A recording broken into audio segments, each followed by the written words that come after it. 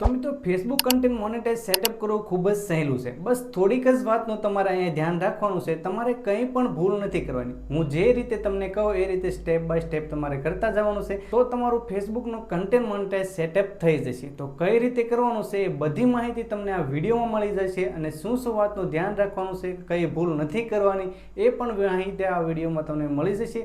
તો video and સુધી જોશો. નમસ્કાર મિત્રો, મારું નામ છે શૈલેષ રાઠોડ. તો વિડીયો શરૂ કરીએ. તો મિત્રો ફેસબુક કન્ટેન્ટ મોનેટાઇઝ સેટઅપ કરતા પહેલા અમુક વાતનું તમારે ધ્યાન રાખવું પડશે. તમારે તમારા પાન કાર્ડમાં જે રીતનું નામ હોય એ રીતે તમારે સેટઅપ કરવાનું છે.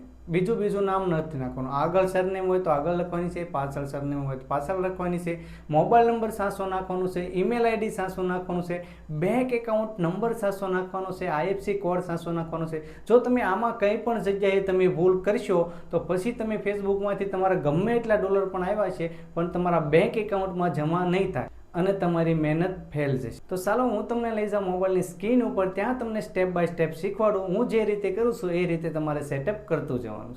તો તમને કન્ટેન્ટ મોનેટાઇઝ કેમ નથી મળતું? તો ઘણા મિત્રોની એવી કમેન્ટ આવે છે કે અમને કન્ટેન્ટ મોનેટાઇઝ નથી મળતું. તો મારી એક આઈડી બતાવો, એમાં ખાલી 50 જ દિવસ થયા છે અને 5800 ફોલોવર છે અને કન્ટેન્ટ મોનેટાઇઝ મળી ગયું છે. ચાલો બતાવો.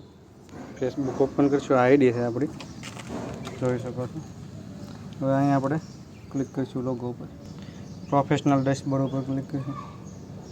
આ આઈડીમાં તમે જુઓ કેટલા ફોલોવર છે, 5800 ફોલોવર છે અને ડેશબોર્ડ ઉપર ક્લિક કરીશું. હવે અહીં મોનેટાઇઝ ઉપર જઈશું એટલે અહીંથી નીચે સ્ક્રોલ કરીશું એટલે તમે જોઈ શકો છો અહીંયા કન્ટેન્ટ મોનેટાઇઝ આવી ગયેલું છે. જો કન્ટેન્ટ મોનેટાઇઝ એક્ટિવ. તો આ આઈડીમાં કન્ટેન્ટ મોનેટાઇઝ મળી ગયું છે. તો એક્ટિવ કરવા માટે અહીં એક્ટિવ ઉપર ક્લિક કરીશું.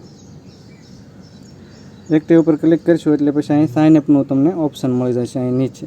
તો અહીં સાઇન અપ ઉપર ક્લિક કરવાની.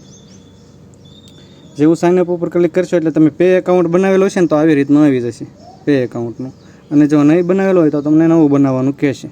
તો મેં બનાવેલું છે તો મારા બેમાંથી 2 એકાઉન્ટ બનાવેલા છે. તો એમાં જેમાં રાખવું હોય એ એકાઉન્ટમાં હું ક્લિક કરી દઈશ. ક્લિક કર્યા પછી અહીંયા નેક્સ્ટ ઉપર ક્લિક કરી દઈશ. હવે અહીંથી બેક જઈશું. બેક જઈને રિફ્રેશ કરીશું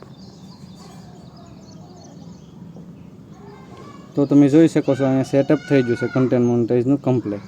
જો તો હવે મિત્રો તમે શીખી ગયા છો કે ફેસબુકનું કન્ટેન્ટ મોનેટાઇઝ સેટઅપ કઈ રીતે કરવું. તો વિડીયો પસંદ આવ્યો હોય તો એક લાઇક કરો અને તમારે કંઈ પણ સવાલ હોય તો તમે નીચે કમેન્ટમાં પૂછી શકો છો. અને આવા જ વિડીયો ગુજરાતી ભાષામાં જોવા માટે ખાસ કરીને ચેનલને સબસ્ક્રાઇબ ન કરી હોય તો ચેનલને સબસ્ક્રાઇબ કરી લેજો. હવે મળીશું આપણે નવા વિડીયોમાં. ત્યાં સુધીમાં જય માતાજી, જય હિન્દ.